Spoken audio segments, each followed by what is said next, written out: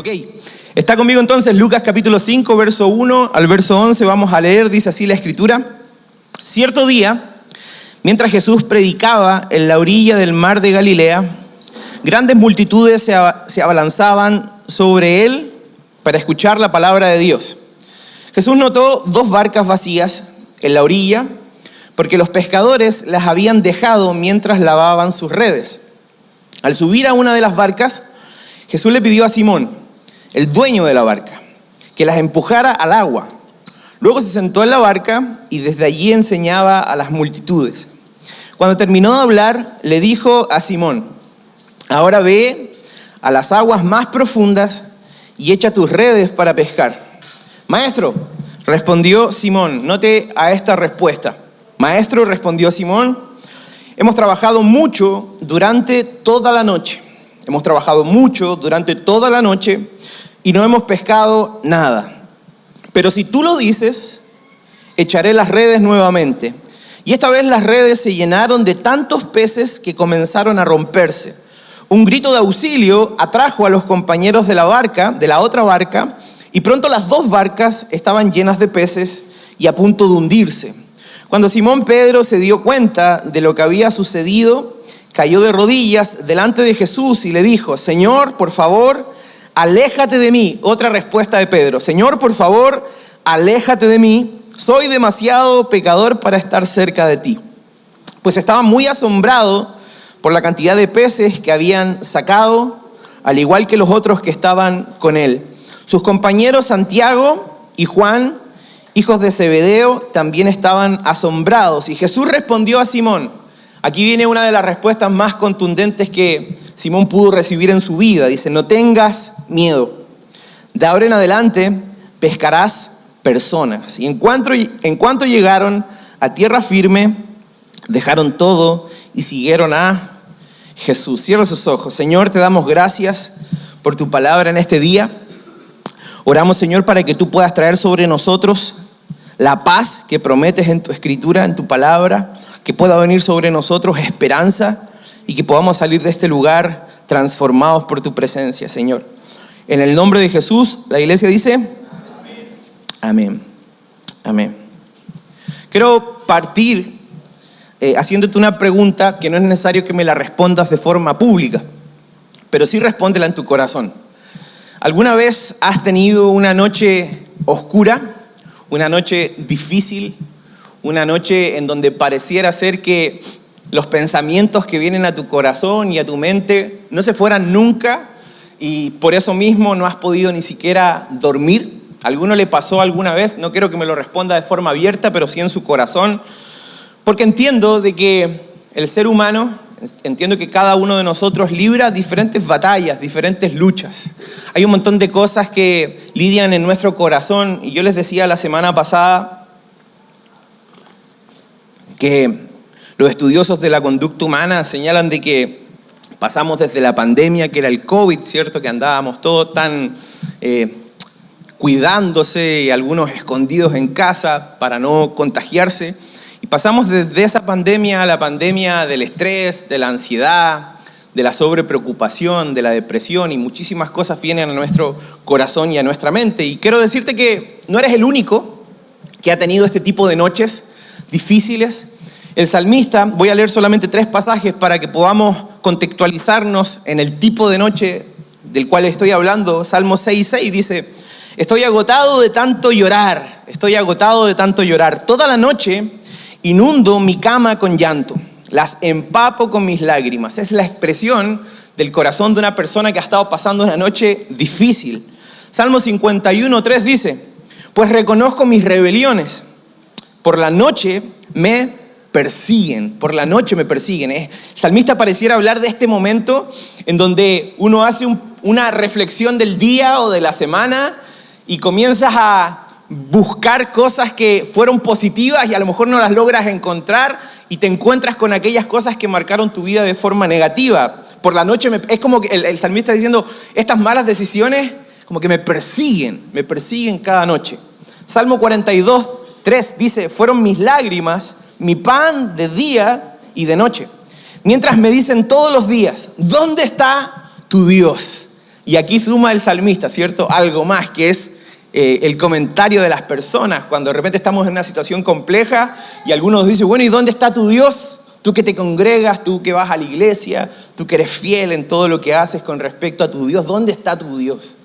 De este tipo de noche me estoy refiriendo, en donde el silencio nos frustra por la falta de resultados, en donde pensamos cómo tapar ciertas deudas en las cuales hemos incurrido, en donde nos duelen las decisiones que nuestros hijos están tomando, y cuando vemos que están tomando malas decisiones llegamos a la noche pensando y pensando, reposando sobre esto, en donde viene algún recuerdo de alguna persona que amamos y empezamos a recordarla por su pérdida. Son cosas externas, pero también pueden ser cosas internas que hacen nido en nuestros pensamientos y en nuestro corazón, y pareciera ser que las noches así nos intoxican de pasado, nos intoxican de presente y no nos permiten visualizar el futuro. Y ahí estamos en el terreno muchas veces, en el terreno de lo incierto, en el terreno de la incertidumbre, en donde no sabemos qué va a pasar, no sabemos cómo van a acontecer las cosas, y pareciera ser que la noche, para aquellos que ya estamos en una etapa de responsabilidades familiares, pareciera ser que la noche, no sé si te pasa a ti, pero la noche es el momento en donde yo con mi esposa conversamos de algunas situaciones de la vida, de cosas de la escuela, de cosas del trabajo, y de repente viene como esta reflexión, y a veces, no todas las veces, pero a veces como que nuestra alma se comienza a encoger dentro nuestro por las obligaciones, responsabilidades, y quisiéramos volver inclusive a ser niños. ¿A qué sí que le voy a preguntar abiertamente? ¿Le pasó alguna vez que uno ve a los niños jugando tranquilamente y uno dice, oye, me gustaría volver a eso, ¿no? Donde no habían responsabilidades sobre mí, cuentas que pagar, trabajos que buscar, y estaba tranquilo y podía depender de la provisión de mis padres. Y pareciera ser que hay noches en donde uno llega a ese tipo de conclusiones. Ahora, ¿cuál es el problema de esto? Que cuando nosotros tenemos una noche oscura o estamos teniendo una temporada oscura, un par de meses difíciles, muchas personas comienzan a ser definidos por eso. Muchas personas logran encontrar su identidad en eso. ¿A qué me refiero? Si no tuviste éxito en tu trabajo, quizás te autocalificas como un fracasado. Si reprobaste exámenes que eran importantes para la universidad, a lo mejor dices que soy incapaz. Si el matrimonio no está bien, a veces llegamos a la conclusión de que nuestra familia es un desastre. Y logramos encontrar definición e identidad en nuestra temporada actual, en nuestra noche oscura. Si has tenido alguna lucha contra algún pecado y fallaste, es típico encontrarme con personas que me dicen, pastores, que yo no sirvo para ser cristiano. Yo no sirvo para seguir al Señor. ¿Y es por qué? Porque el enemigo y nuestra mente, nuestra naturaleza busca definirse por aquellas cosas que estamos experimentando. Si no has tenido tiempo para pasar con tus hijos o para estar con ellos, quizás algún papá podrá decir, soy el peor padre del mundo. ¿Por qué? Porque las temporadas y las noches oscuras que nosotros experimentamos tienen esa habilidad o tienen esa capacidad para definirnos.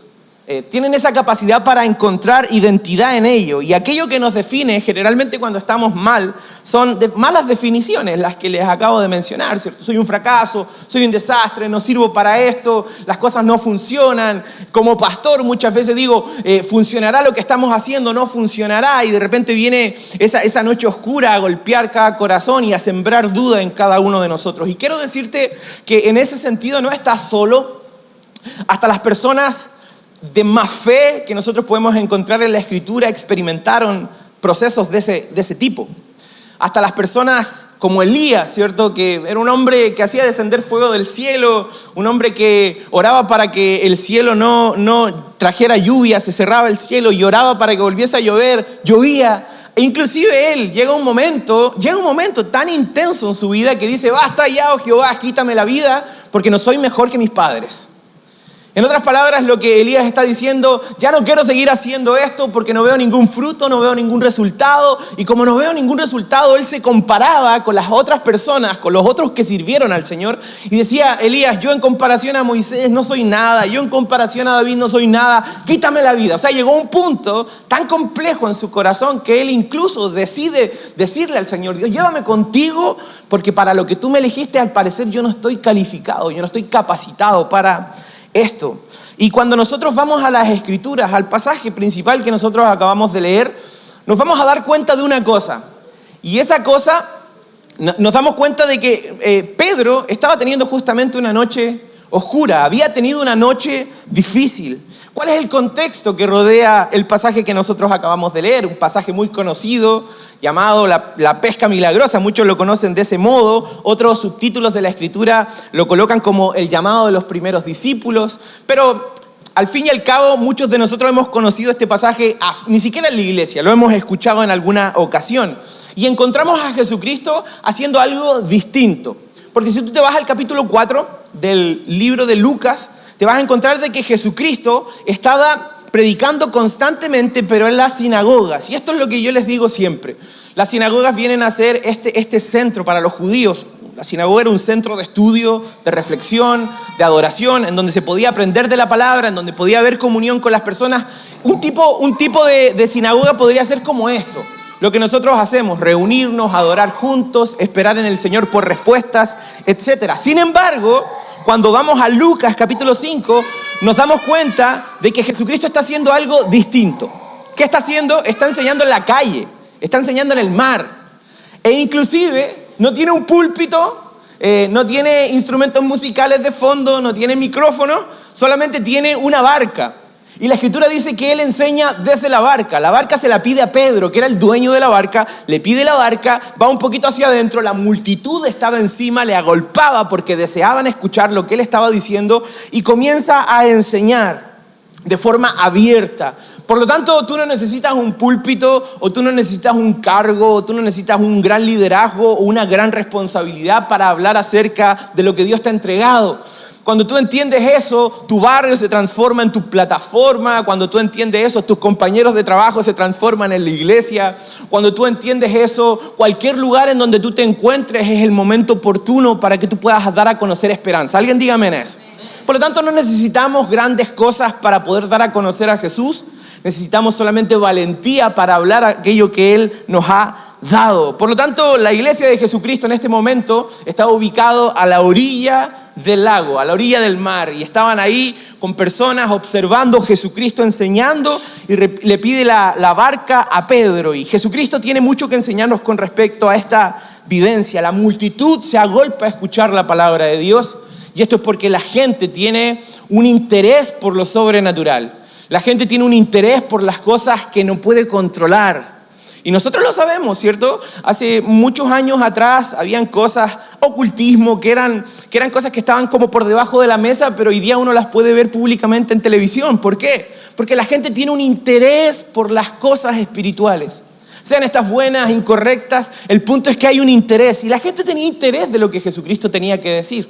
La gente tenía interés en lo que Jesucristo podía dar. Y es que fuimos creados alma, cuerpo y espíritu. Y nuestro espíritu anhela tener una relación con Dios. Y vuelvo a insistir, cuando tienes una palabra de Dios, una barca se transforma en tu púlpito, tu trabajo se transforma en tu escenario, tu barrio se transforma en tu visión, en tu misión. No necesitas de otra cosa para compartir lo que Jesucristo está haciendo. Entonces, bajo ese contexto, bajo el contexto de un carpintero, ¿cierto? Jesucristo, carpintero, toma el espacio, toma esa barca y comienza a enseñar.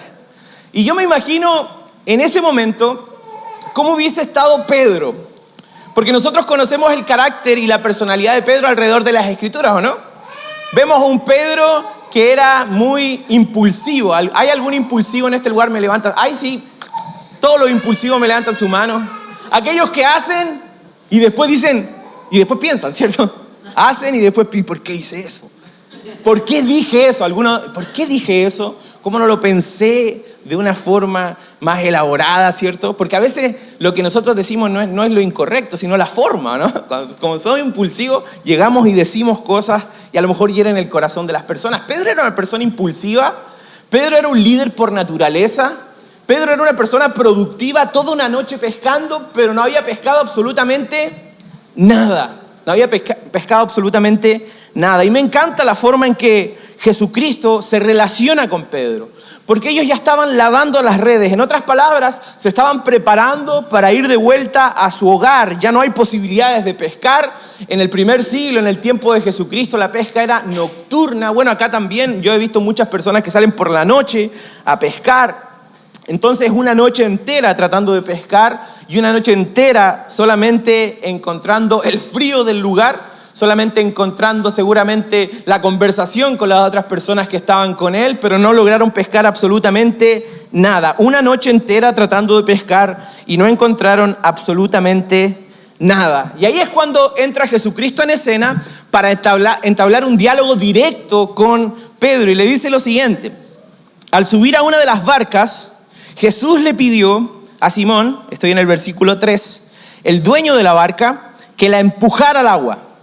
Luego se sentó en la barca y desde allí enseñaba a las multitudes. Y cuando terminó de hablar, termina su mensaje, termina su sermón, le dice lo siguiente: ahora ve a las aguas más profundas y echa tus redes para pescar. Le está dando esta orden a Pedro. Y Pedro responde de una forma natural inicialmente, pero después responde con fe. Pero la primera respuesta natural es la respuesta que todos nosotros hubiéramos dado. ¿Cuál es la respuesta natural que da Pedro? Dice: maestro, hemos trabajado mucho durante toda la noche y no hemos pescado absolutamente nada. Esta es la respuesta natural. Estuvimos toda la noche intentándolo. Hemos estado toda la noche intentándolos. Sin embargo, no hemos pescado absolutamente nada. ¿Sabes cómo? ¿A qué se parece esto? A las respuestas que cada uno de nosotros en su corazón hemos tenido en ciertos momentos cuando hemos dicho: pastor, si usted supiera cuántas veces lo he intentado. Pastor, si usted supiera cuántas veces si le he puesto color, le he invitado gente, qué sé yo, o con mi familia, o en mi trabajo, y la verdad es que no hay respuesta. Y cuando no hay respuesta, nosotros nos rendimos, nos frustramos, es parte de nuestra naturaleza humana, sobre todo ahora que esta generación no tenemos, ¿cierto? Nos incorporamos todo en esto, no tenemos mucha tolerancia a la frustración, no tenemos mucha tolerancia a los momentos difíciles, nosotros queremos arrancar rápido, no queremos tener enfrente una tormenta, no queremos tener enfrente dificultades, adversidades, nosotros quisiéramos vivir toda la vida en templanza constante, no quisiéramos que nadie nos chocara el vehículo. Me chocaron el lunes a mí, por atrás, un choque nos dieron, no pasó nada, gracias a Dios. No queremos que nadie nos grite cosas, si somos cristianos no queremos que nadie nos diga algo que nos ofenda, ¿cierto? Quisiéramos vivir en una taza de leche, ¿cierto? Rodeados de seguridad y rodeados de precaución constante. Sin embargo, la vida nos enseña, las temporadas de nuestra vida nos han enseñado que la vida no es color de rosa, ¿cierto? Jesucristo mismo lo dijo: en este mundo van a tener aflicción. En otras palabras, van a haber momentos en donde se venga la noche, el día malo, diría el apóstol Pablo, viniera sobre cada uno de nosotros y golpeara inclusive las bases de nuestra fe. Entonces, lo hemos intentado tantas veces. Maestro, lo intentamos toda la noche y lo único que encontramos fue nada, ¿cierto? No pescamos absolutamente nada. ¿Se imaginan si nosotros como padres, cuando los hijos están aprendiendo recién a caminar, nosotros lo viésemos de lejos? Me imagino que a ustedes les pasó, los que han tenido la experiencia de ser papá, de que cuando los niños comienzan a caminar, hay que estar muy encima, ¿no? Hay que estar muy encima, y si uno está medio mal de la espalda, queda más mal todavía, porque uno como que viviera así, ¿cierto? Todos los días, en cada momento. ¿Por qué? Porque el niño en cualquier momento se suelta y quiere caminar. Entonces tenemos que correr y tomarlos. ¿Por qué? Porque en los primeros pasos ellos se caen, ¿no? Es parte de la naturalidad. O sea, no podemos esperar que un niño la primera vez se levante y empiece a correr, si le pega la pelota. No, eso no pasa. Y si lo pasa, grábalo y súbelo a YouTube porque va a ser tendencia. Eso no pasa. Generalmente ese tipo de cosas no ocurre. ¿Qué pasaría si nosotros como padres viésemos que nuestro hijo se está cayendo constantemente y dijéramos: no, él no puede caminar? Y nosotros supiéramos que tiene todas las partes de su cuerpo de forma correcta y nosotros lo tomáramos y dijéramos: no, tú no puedes caminar nunca más. Sería absurdo, ¿cierto? ¿Por qué? Porque para caminar tienes que caer. Para avanzar tienes que equivocarte. No hay otra opción. Si tú quieres que tus hijos aprendan a caminar, vas a tener que aguantar que muchas veces ellos se caigan al piso y lloren. Y cuando tú ya tienes hijos más grandes y los envías a la escuela, vas a tener que ser consciente que en algún momento tus hijos van a llegar con alguna herida porque alguien los golpeó, a lo mejor de forma intencional o a lo mejor de una manera que no es intencional, pero vas a tener que soportar eso. ¿Por qué? Porque es parte del proceso de la vida. Los papás me digan amén a eso. ¿Sí? No podemos criar niños de cristal. Tenemos que aprender que en el proceso de sus vidas también van a fallar, ¿sí? También se van a caer y nosotros como papá tenemos la oportunidad de demostrar gracia cuando caen para levantarles una y otra vez. Por lo tanto, el tiempo que Pedro se había tomado pescando tiene como consecuencia su primera respuesta, una respuesta natural. Maestro, hemos pescado toda la noche, no pasó absolutamente nada. Sin embargo, viene una segunda respuesta. Versículo 5 dice, Maestro, respondió Simón, hemos trabajado mucho durante toda la noche y no hemos pescado nada. Pero si tú lo dices, y aquí viene aquello que genera una diferencia en cada una de nuestras vidas. Porque hay una respuesta humana que cada uno de nosotros carga. Ya lo intenté, ya lo hice. ¿Alguno ha intentado sacar la licencia de conducir? ¿Alguna vez, cierto? Entre salir a manejar y hacer el teórico, hay personas que se rinden. ¿Te rendiste alguna vez o no? En eso, te rindes porque crees que ya no tienes opciones y no quieres pagar el curso tampoco. Entonces, difícil. Maestro, hemos trabajado mucho durante toda la noche, pero si tú lo dices, echaré las redes nuevamente. Pero si tú lo dices, echaré las redes nuevamente. Pedro podría haber inventado cualquier excusa y ¿sabes qué? Humanamente hablando hubiera sido acorde al contexto. Pedro podría haber dicho, bueno, estoy cansado, lo intentamos toda la noche y no sucedió absolutamente nada. Pedro también le podría haber dicho a Jesucristo, bueno, Jesús, yo te respeto, me gusta mucho cómo hablas, me gusta mucho lo que dices, pero tú eres un carpintero. Y los carpinteros como que no tienen mucha relación con el mar. A lo mejor hiciste la barca, pero no sabes qué pasa cuando uno está sobre la barca. Pedro podría haberle dicho, yo sé más que tú en cuanto a esto. ¿No? Cuando nosotros suponemos tener una información distinta al resto, una información como que nos da otra categoría, y llega alguien que nosotros pensamos que no tiene conocimiento de eso y nos corrige en algo, como que nos duele el ego, ¿no? Nos duele el orgullo. Claro, a lo mejor tú dices que yo estudié, saqué mi profesión y de repente llega el maestro y dice, no, que hay que hacerlo así, así, así, y tú encuentras la razón, pero de todas formas estás ahí como luchando en tu interior, ¿cierto? Porque hay algo que se despierta. Pedro podría haber inventado un montón de excusas. La mejor pesca es de noche, nunca de día. Estas multitudes están esperándote, tú estás gritando, Jesús, ya se fueron todos los peces del sector, ya lavamos las redes. Jesús, tú puedes conocer de religión, de espiritualidad, pero de pesca no sabes mucho. Sin embargo, Pedro dice, pero si tú lo dices, lo voy a volver a intentar. Si tú lo dices, lo voy a volver a ver. Y sabes que esta es una respuesta tremenda, porque no tener resultados nos agota físicamente, espiritualmente, emocionalmente. Nuestras conversaciones muchas veces resultan en eso, cuando no tenemos resultados en las cosas que queremos ver resultados. Y no nos damos cuenta que a veces obedecer en el día difícil te abre las puertas a un milagro. Obedecer en el día complejo te abre las puertas a un milagro. ¿Y sabes cuál es el desastre de muchas vidas? Es que se rinden justo antes del último esfuerzo que podría cambiar las cosas. Y a veces no podemos ver milagros en nuestra vida porque no estamos dispuestos a que alguien nos dirija y nos encamine a ese milagro. Vuelvo a insistir porque pensamos que nosotros sabemos más, porque pensamos que nosotros tenemos más conocimiento, tenemos más manejos de ciertos temas y no nos damos cuenta de que hay alguien que sí nos puede empujar y encaminar y guiar ese proceso. Su nombre es Jesús. Alguien diga amén a eso. Por lo tanto, a veces estamos tan desolados, estamos tan angustiados, estamos tan cansados por las noches, como si hubiéramos trabajado tanto sin ver resultados. Y muchas veces no hacemos nada porque nos parece que no es el tiempo oportuno. Pero si esperamos que las circunstancias fueran ideales, nadie podría hacer absolutamente nada. Si queremos un milagro en nuestras vidas, vamos a tener que aprender a confiar en lo que Jesús ha dicho. Vamos a tener que aprender a confiar en aquello que Jesús ha prometido. Y este es el espacio en donde cada uno de nosotros se planta, ¿cierto? Y pareciera haber un abismo hacia abajo.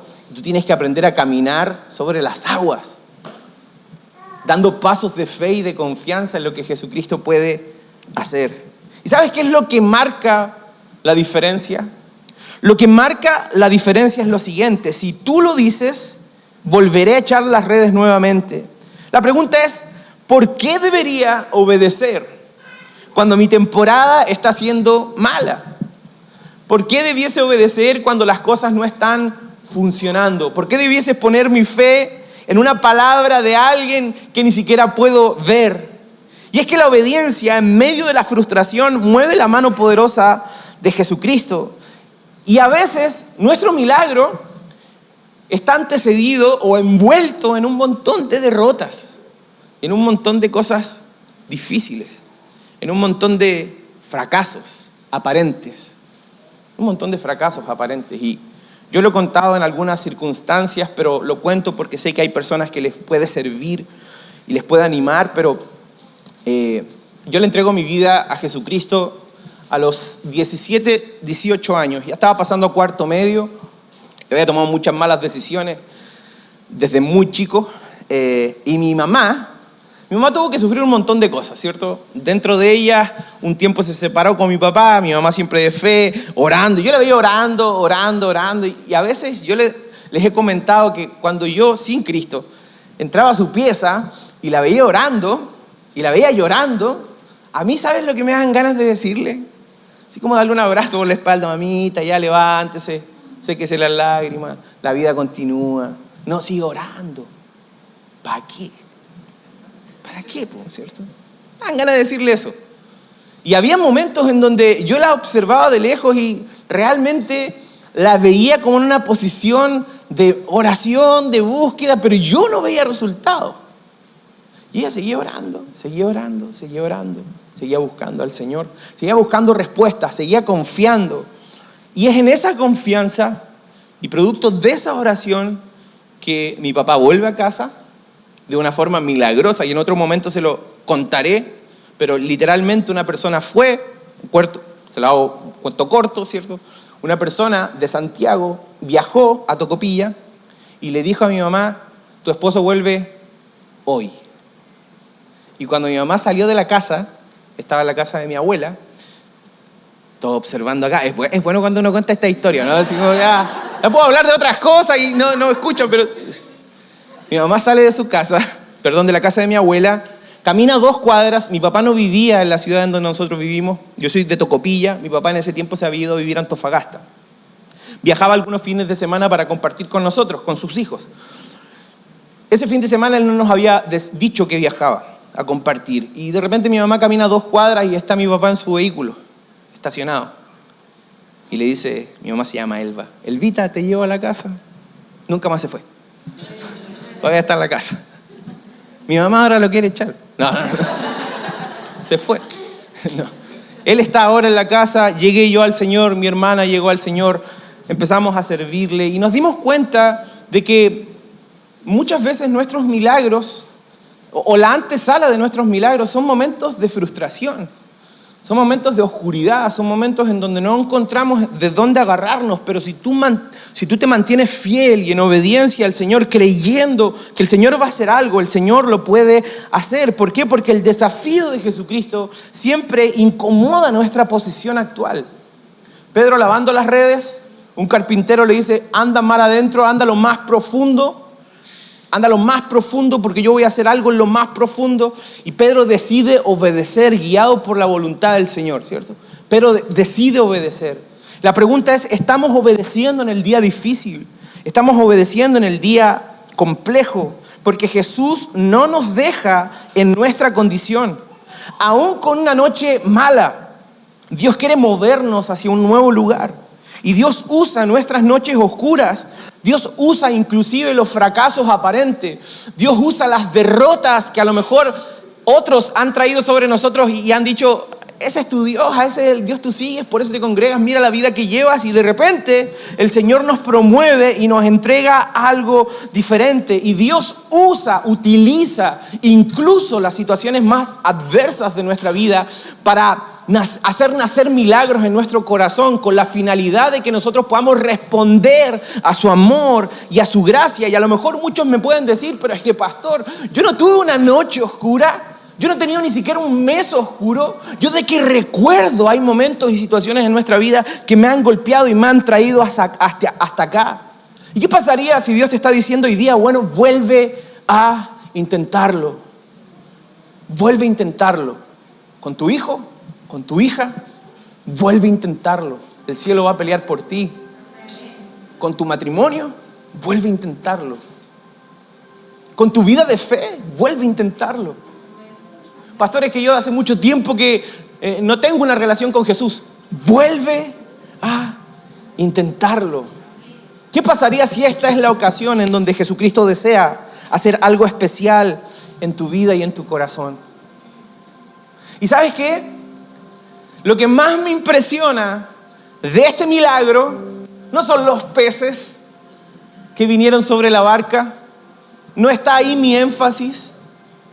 No está ahí mi lectura o lo que quiero compartir contigo. Porque a lo mejor alguien podría decirte, si tú haces esto, Dios va a enviar los peces a tu barca y vas a ser multimillonario. Alguien diría por ahí, amén. Pero no se trata de eso. ¿Sabes por qué? Porque el gran milagro de este pasaje no son los peces.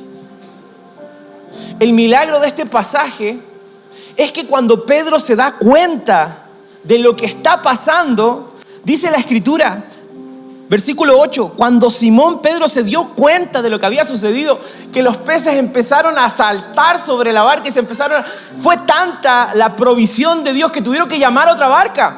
Vengan, porque aquí está picando.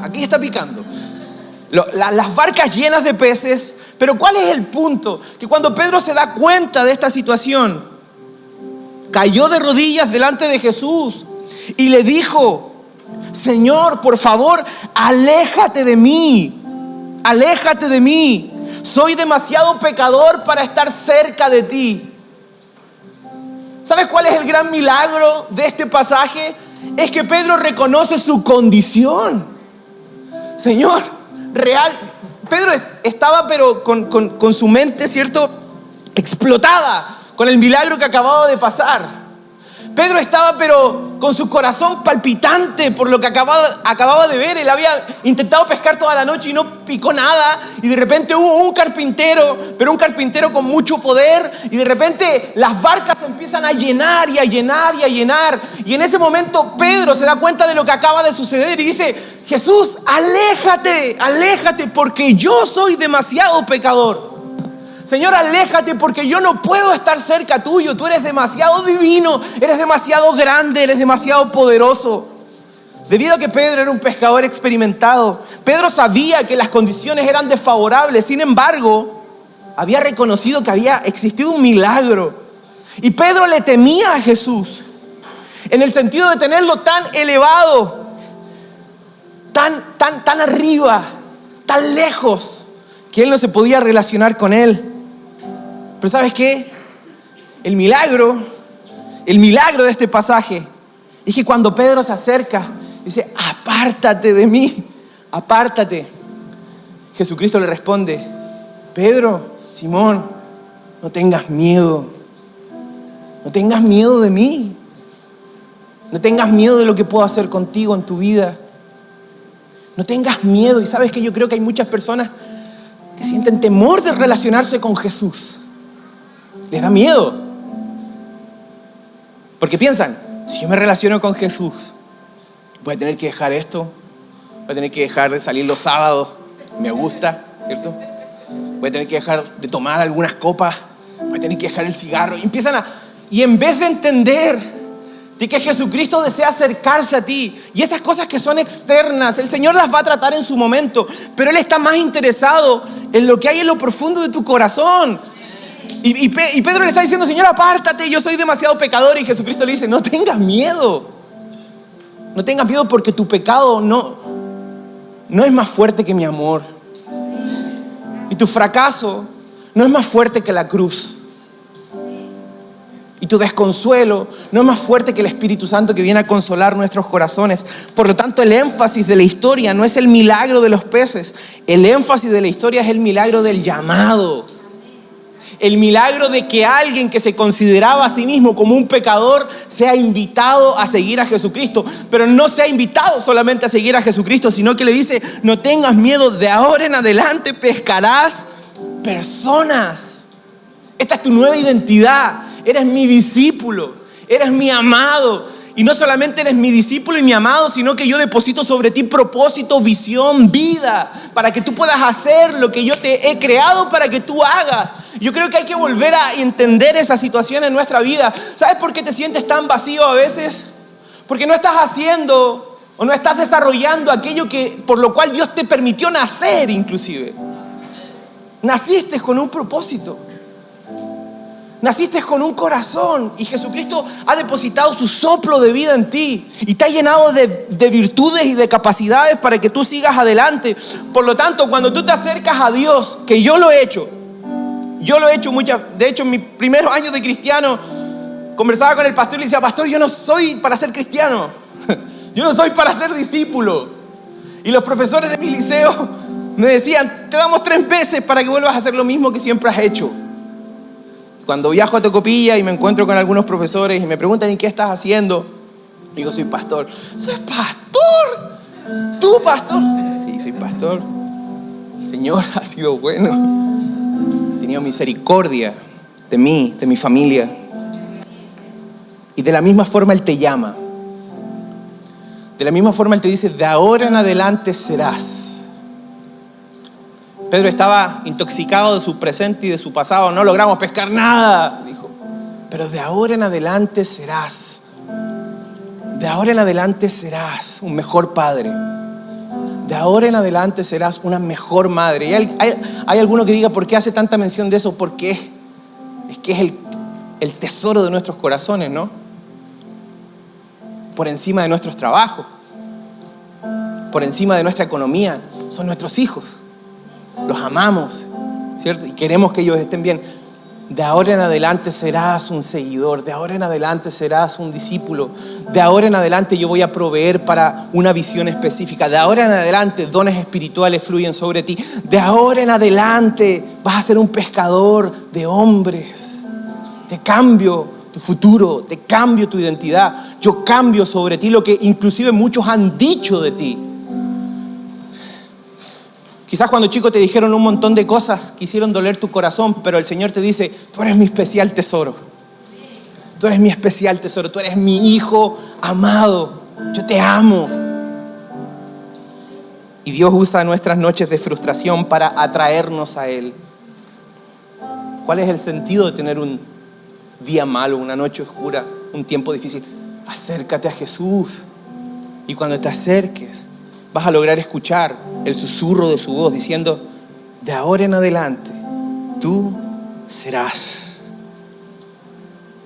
El llanto podrá durar toda la noche, pero con la mañana llega la alegría. El llanto podrá durar toda la noche, pero con la mañana llega la alegría. Salmo 35. El llanto podrá durar toda la noche, pero con la mañana viene alegría. Esa es la esperanza de nuestros corazones. Por eso nosotros no nos refugiamos en el dolor, nos refugiamos en Cristo, que sana nuestro dolor. Nos refugiamos en Jesús. ¿Alguien dice amén? Cierra sus ojos, Señor. Señor Jesús,